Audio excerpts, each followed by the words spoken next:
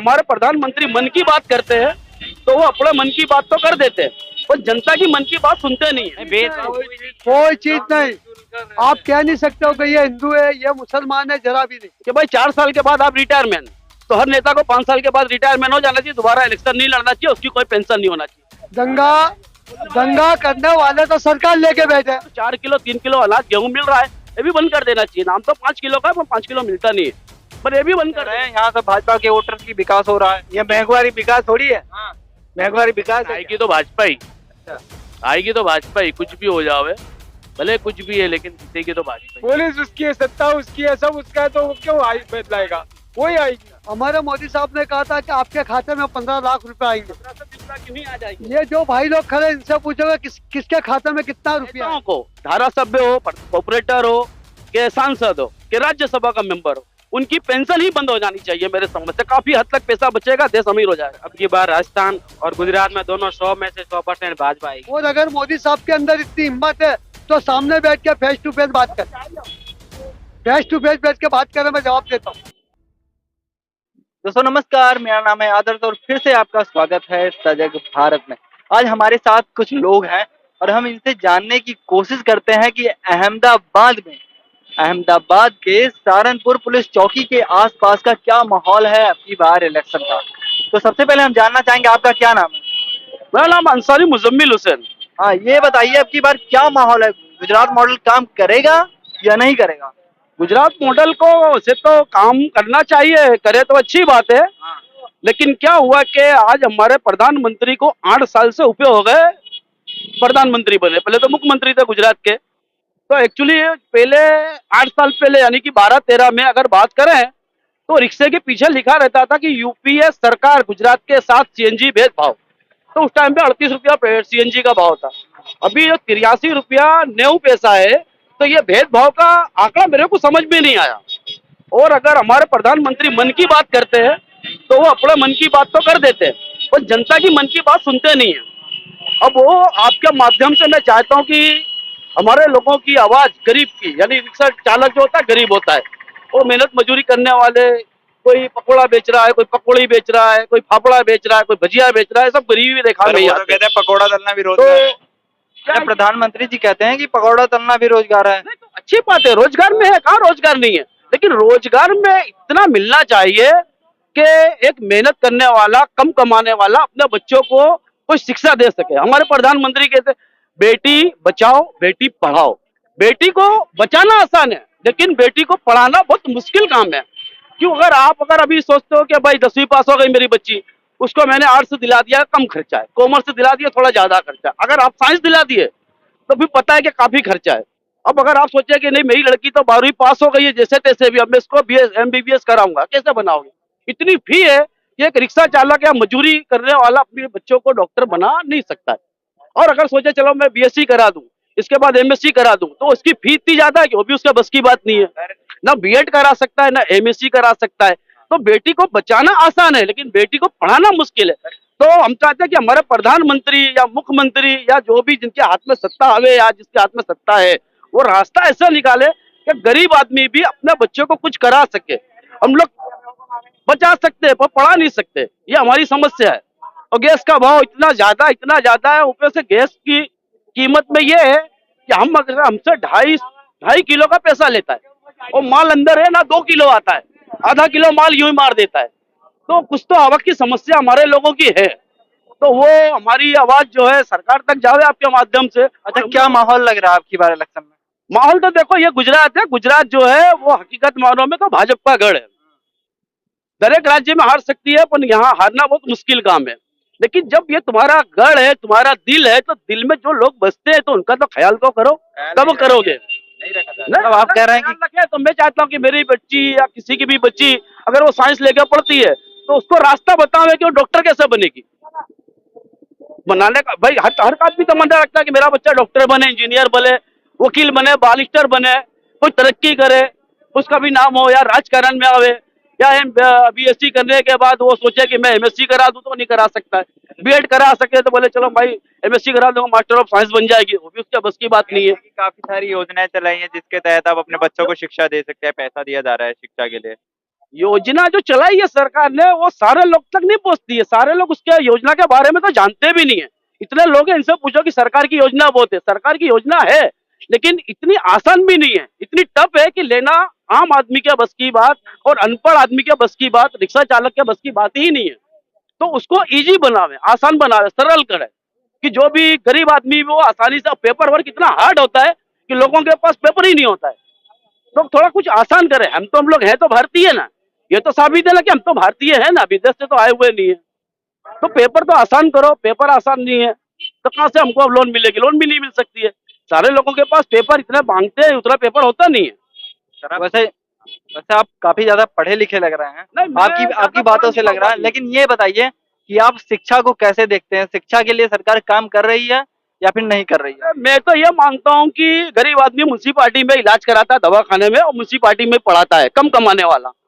और जो है ज्यादातर म्यूनसिपालिटी स्कूल तो बंद हो रही है।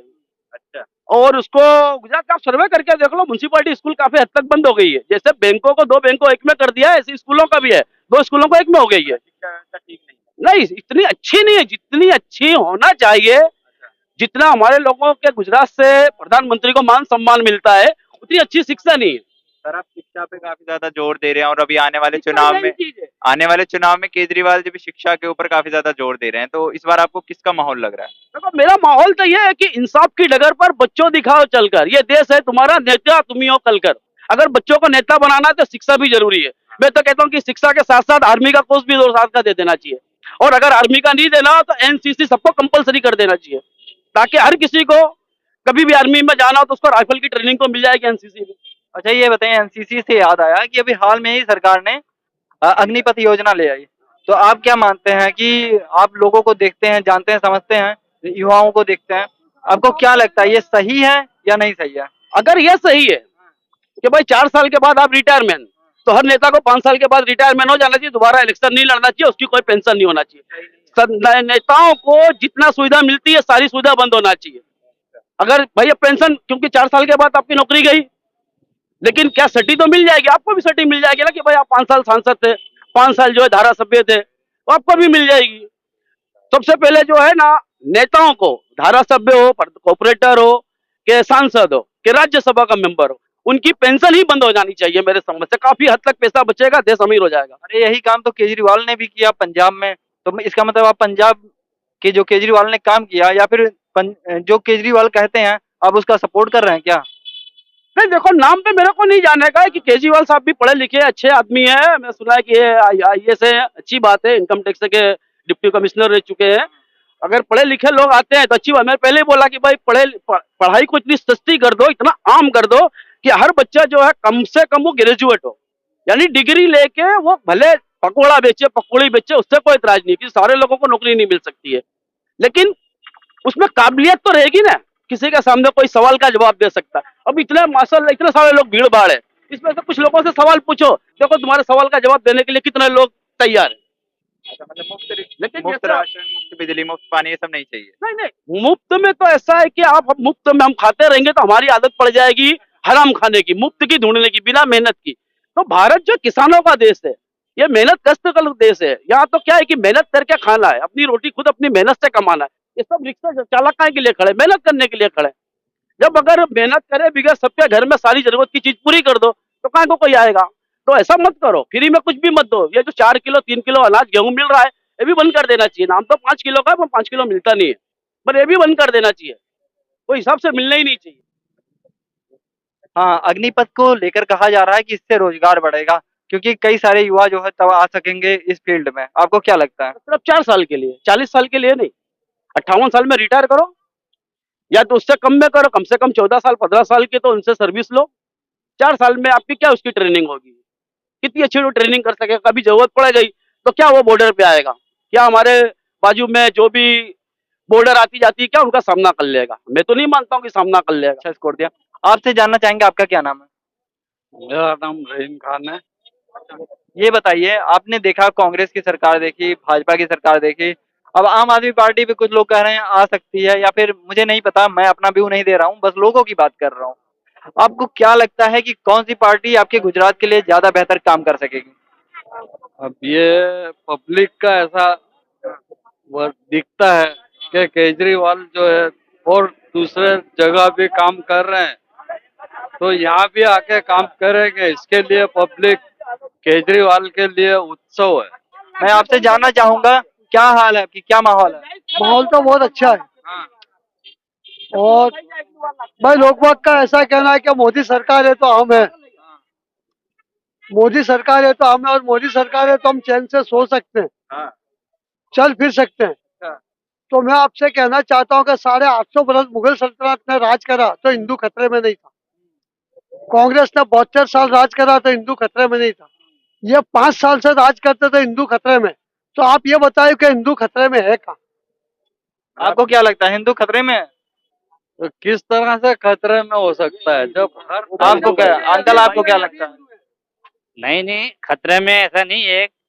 हर इंसान को, सबको यहाँ पे रहना है इंडिया में, और कोई ऐसा नहीं है कि सब भाईचारा से रहते हैं। लेकिन अभी जो भी माहौल करके रखते हैं, तो जो कोई खतरे में नहीं है कि हिंदू या मुस्लिम हुआ है। आप सब में किसी तरीके का कोई भेदभाव? नहीं, भेदभाव कोई नहीं है। कोई चीज नहीं।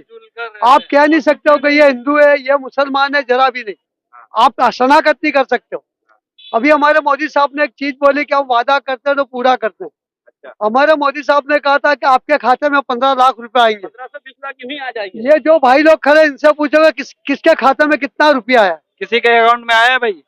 मेरे अकाउंट में तो नहीं आया, पर प्रधानमंत्री ने बोले थे कि काला धन आने के बाद 15 से 20 लाख रुपया आप लोगों के अकाउंट में यूं ही आ जाएगा। तो कब आएंगे? अब वो तो जब काला धन आया कि नहीं आया पड़ेगा हमको ना, तो पता मोदी ही भी साहब को पूछना पड़ेगा कि कब आया तो आएंगे। कितना आपको क्या लगता है कब आएगा? अब वो तो जब आवे तब मोदी साहब ना देंगे ना 15 लाख, जब आएगा तब ने। अच्छा। आप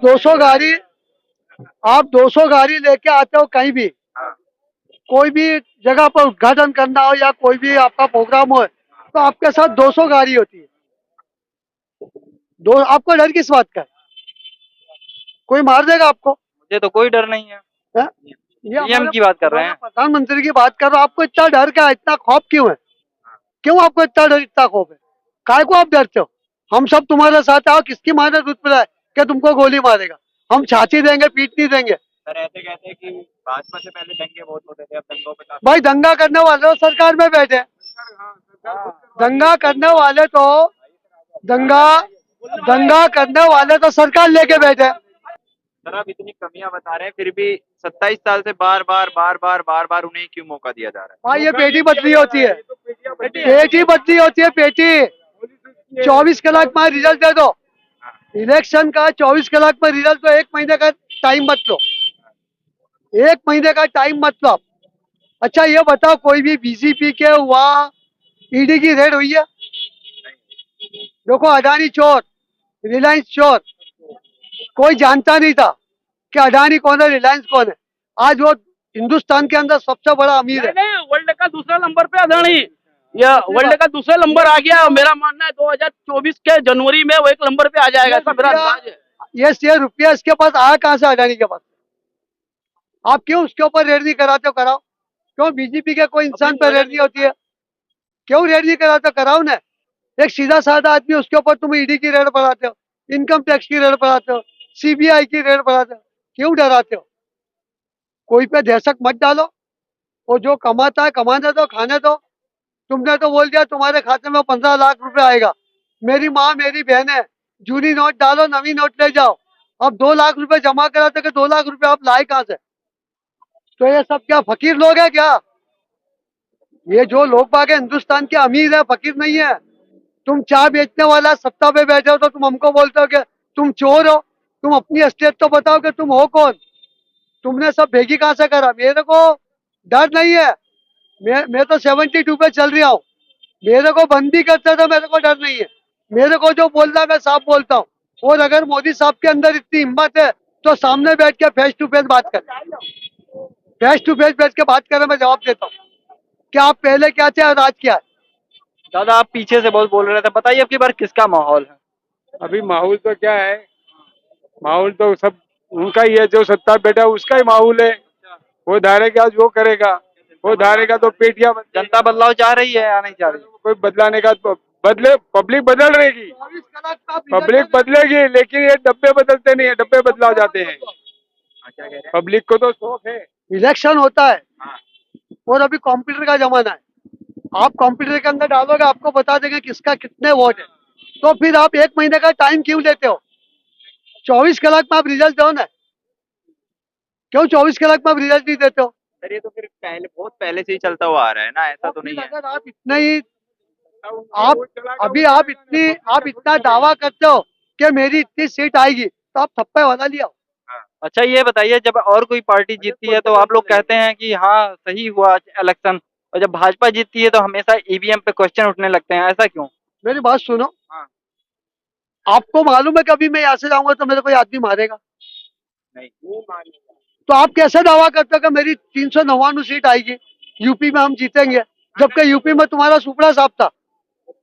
यूपी में तुम्हारा सुपड़ा साफ था। ये सब पेटियां बदली हुई है और गाड़ियों के अंदर पेटी पकड़ाई है। तुम्हारी सरकार बन गई, तुम बोला तपास करते रहो। क्या रिजल्ट आया? रिजल्ट क्या आया? चलो, जितनी पेटियां पकड़ाई है, क्या रिजल्ट आया? कुछ युवा से भी बात करते हैं। आपका क्या नाम है? मेरा नाम मुकेश भाई। क्या लग रहा है, विकास हो रहा है या नहीं हो रहा? विकास तो अभी हो तो रहा है, लेकिन इतना नहीं, पहले जैसा नहीं। अच्छा, भैया से बात करते हैं। भैया भी तब से देख रहे हैं। आपका क्या नाम है भैया? मोहसिन शेख। ये बताइए कि क्या हाल है अब की बार गुजरात का, विकास हो रहा है या नहीं हो रहा? विकास तो हो रहा है, पर बोले तो बहुत बहुत बोले तो तकलीफ, रोजगार, बहुत चीजों की तकलीफ है बराबर। लेकिन आएगी तो भाजपा ही, आएगी तो भाजपा ही, कुछ भी हो जावे, भले कुछ भी है, लेकिन जीतेगी तो भाजपा ही। क्यों आपको ऐसा लगता है? ये गुजरात उसका गढ़ है यार। तो फिर गुजरात में तो आएगी। गुजरात तो ये भाजपा की नाक ही है। यहाँ तो जीतेगी भाजपा। लेकिन हम हाँ? जगह जगह जा रहे हैं, देख रहे हैं कि जनता काफी ज्यादा जनता परेशान है, महंगाई से, हर चीज से परेशान है। मैं बोलता रहा, जनता तो चाह रही है बदलाव, लेकिन बदलाव होगा कि नहीं वो नहीं मालूम। लेकिन बदलाव नहीं होगा, आएगी तो भाजपा ही। अगर जनता बदलाव चाह रही है तो बदलाव क्यों नहीं होगा? नहीं होगा बदलाव, बदलाव हो ही नहीं सकता है। भाजपा भी जाएगी और भाजपा भी है। सत्ता उसकी है, सब उसकी। क्या बोल रहे हैं चाचा? पुलिस उसकी है, सत्ता उसकी है, सब उसका है, तो वो क्यों बदलाएगा? वही आएगी। तो एक तरीके से करिए तो तानाशाही हो गई ना। कुछ भी नहीं है, तानाशाही। लेकिन जैसे कि ना, मतलब देखो, फुल पावर है बराबर, डबल इंजन की सरकार है बराबर। गुजरात के अंदर भी सरकार उसकी है, केंद्र के अंदर भी सरकार भाजपा की है बराबर। तो हमारे हिसाब से गुजरात में तो भाजपा ही आएगी, लेकिन केजरीवाल का दबदबा है बराबर, और उसकी टक्कर में खाली केजरीवाल ही है। बाकी के केजरीवाल तोड़ेगा तो कांग्रेस के वोट तोड़ेगा, भाजपा को कोई नुकसान नहीं होगा केजरीवाल से बराबर। बाकी के यूं समझोगे केजरीवाल बदलाव करेगा, उसके लिए ना नहीं है, लेकिन जीतेगी तो भाजपा ही। अच्छा सर, आप 10 में से कितने नंबर देना चाहेंगे भाजपा के किसको? विकास को? भाजपा के अरे विकास को? विकास को तो मैं 10 में से 6 दूंगा। विकास हुआ ऐसा नहीं है हाँ। बराबर, लेकिन बहुत सी चीजों की तकलीफ भी हो गई है। जैसे है हुआ ना यार, रोजगार कम हो गया, नोटबंदी हो गई, रोजगार GST को आ तो वो गई। कह रहे हैं कि 2 करोड़ नौकरियां निकाली गई हैं। है? किसको मिली है? कह रहे हैं। अरे चलो सब बात छोड़ो, जो छोटे मोटे धंधे पानी चलते थे बराबर, वो सब तो ठप हो गए ना। है सब ठप हो गए ना। हम तो अच्छा, आपकी क्या उम्र है? हमारी है सर 22 साल। 22 साल। वोट देने की उम्र हो गई। अब की बार किसको जिता रहे हैं? मैं भाजपा को। ऐसा क्यों लगता है आपको कि भाजपा ज्यादा विकास कर रही है, ज्यादा काम कर रही है, उसको जिताएंगे? ज्यादा काम कर रही है भाजपा, मेरे हिसाब से, मेरे को सही लगता है भाजपा ही आएगी। और अब की बार राजस्थान और गुजरात में दोनों 100 में से 100% भाजपा आएगी। ये आप दावे के साथ कह रहे हैं? दावे के साथ मैं कह रहा हूँ। कुछ विकास गिनाएंगे आप? कौन कौन सा विकास हुआ? विकास तो जैसे देखो 370 धारा है, ये अपने राम मंदिर का है, 4-5 ऐसे मुद्दे हैं जो हमारे मतलब काम के हैं। अच्छा, और तो लगता है ये कि मुद्दे- मंदिर के नाम पर गुजरात में भी इस बार वोट आएंगे? हाँ आएंगे, वोट तो आएंगे सर। वोट में क्या है, उसमें कोई कमी नहीं। तो वोट लगता है ये मुद्दे सब आम आदमी के हैं, आएंगे। यही सब, राम मंदिर, 370। देखो ये सब तो जो हुआ बराबर, लेकिन अभी तकलीफ क्या है वो देखो। अभी हाल में पब्लिक को तकलीफ क्या है वो देखो। विकास कब होगा अपने देश का? जब अपने सब एक होंगे, पब्लिक एक होगी तो विकास होगा, बाकी के तो विकास नहीं होगा। अगर ये सब बोले कि हमने ये कर दिया वो कर दिया, उससे कोई विकास नहीं होगा। विकास के लिए पूरे देश की आवाम को एक होना पड़ेगा। उसको अच्छा, आखिरी क्वेश्चन सबसे पूछना चाहेंगे, केजरीवाल या मोदी? केजरीवाल, मोदी या कांग्रेस? मोदी जाएगा। आप किसके साथ जिता रहे हैं? भाजपा। अच्छा, ऐसा क्यों भाजपा? बस अभी है, उसका ही राज चलेगा ना, और किसका चलेगा ही नहीं। हाँ तो फिर हमने बात की यहाँ अहमदाबाद के सहारनपुर रेलवे स्टेशन के पास। हाँ आप बताइए। अरे हमें में झाड़ू बनाने वाले हैं, हाँ। हमारे जमीन नहीं है, हमारे म्युनिसिपालिटी वाला बहुत परेशान करते हैं। अच्छा, आपको वृद्धा पेंशन मिल रही है नहीं? हाँ, वृद्धा पेंशन मिलती है? झाड़ू तो वैसे ही नहीं देते हैं। हाँ। हाँ, गुजरात में मैं बहुत परेशान है, रामोल चौकड़ी से बहुत परेशान हुई रहा। रामोल चौकड़ी वो नाला अपने बेटा जो म्युनिसिपालिटी वाला भगावे भगावे में काम धंधा करते हैं। मैं बहुत परेशान हाँ। चलिए हम आपकी बात म्युनिसिपैलिटी तक पहुंचाएंगे। हमारा वोट तो केजरीवाल को जाएगा। क्यों भाई?